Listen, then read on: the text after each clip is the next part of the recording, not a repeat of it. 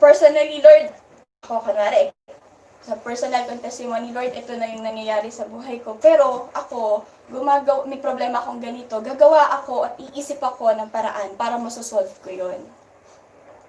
Diba? Lord, provide money for my children, tapos mamumutang ka.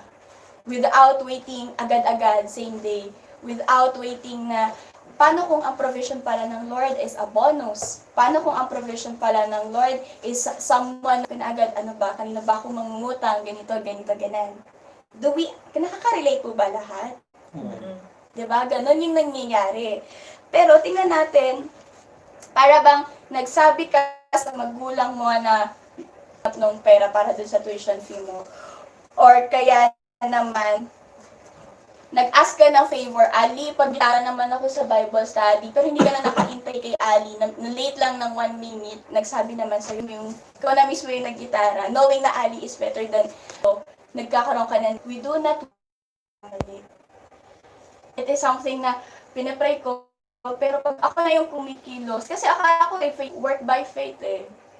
Faith without the open ng Lord yung ng panalangin mo ay napakalayo pa pala. Kasi hindi mo inalaw na ang Lord ang kumilos.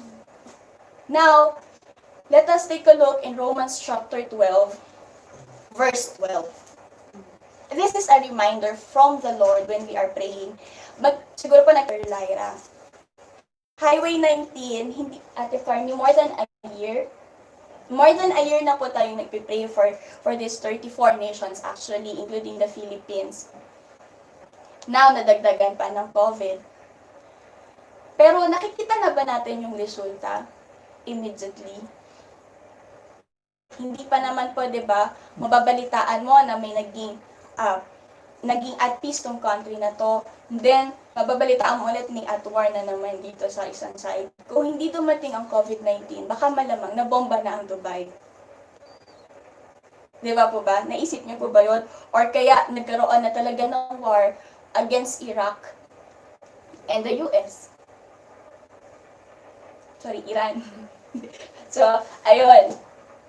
Sabi ng Romans chapter 12, verse 12, in correlation sa pinagdarasal natin na sobrang tagal na rin naman, taon na yung binibilang. And even in our personal life, I know na may mga prayer tayo na bumibilang na rin ng taon, o buwan, o linggo na bago sagutin ng Lord. Ito daw po yung mga dapat nating alalahanin as an individual pleading with God and allowing Him to do it and removing yourself out of the equation.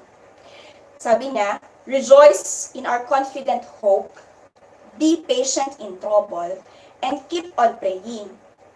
Let's take the first point, which is rejoice in our confident hope. Sino ba yung hope? Or bakit niya sinabi na rejoice in our confident hope?